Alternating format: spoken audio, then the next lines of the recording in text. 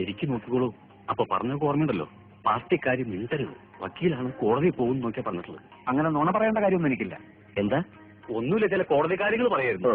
അല്ല, revolutionary democratic പാർട്ടിയിലെ ഒരു ബുദ്ധിജീവിയാണ് ഞാൻ. ഒരു തമാശക്ക് സൈഡായിട്ട്. തമാശക്ക്? പാർട്ടി എന്റെ ജീവാത്മാവും പരമാത്മാവുമാണ്. എനിക്ക് പെൺകുട്ടിയോട് ചില കാര്യങ്ങൾ ചോദിച്ചറിയാനുണ്ട്.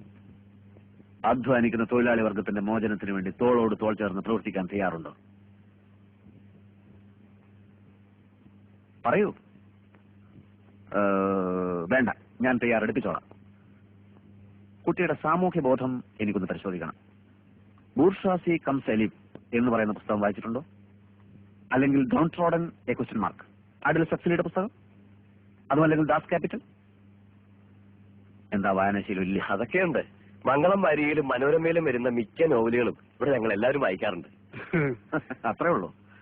ശരി, വായിച്ച നോവലുകളിൽ ഏറ്റവും ഇഷ്ടപ്പെട്ട നോവൽ ഏതാണ്? ഏതാ മോളെ? അത് ഏതായാലും പറഞ്ഞേക്ക്. ഏറ്റവും ഇഷ്ടപ്പെട്ടത് മനോരമയിലെ ഹവ ബീച്ച്. ഹവ ബീച്ചോ? അതെന്ത് ബീച്ചാണ്? അറിയാതെങ്കിലും ഫോറിൻ ബീച്ച് ആയിരിക്കും. കോട്ടയം പുഷ്പനാഥനെയും മാത്യുമറ്റത്തിനെയും മോൾക്ക് വലിയ ഇഷ്ടാ. ഇഷ്ടം എന്ന് പറഞ്ഞാൽ അത് സാരമില്ല. എനിക്ക് ചില നിബന്ധനകൾ മുമ്പോട്ട് വെക്കാനുണ്ട്. കല്യാണത്തിന് ആർഭാടങ്ങളൊന്നും പാടില്ല. ഞങ്ങളുടെ പാർട്ടി ഓഫീസിൽ വെച്ച് വളരെ ലളിതമായ ഒരു ചടങ്ങ്. ഞാനൊരു രക്തഹാരം അങ്ങോട്ടണിയിക്കും, കുട്ടി ഒരു രക്തഹാരം ഇങ്ങോട്ടണിയിക്കും.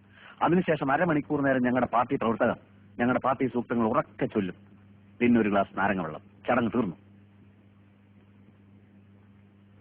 ഞാൻ അധികവും അണ്ടർഗ്രൗണ്ടിലായിരിക്കും, ഒളിവിൽ. ശ്രീമാൻ തോപ്പിൽ ഭാസിയുടെ ഒളിവിലെ ഓർമ്മകൾ വായിച്ചിട്ടില്ലേ? അതുപോലൊരു ജീവിതമായിരിക്കും മിക്കപ്പോഴും.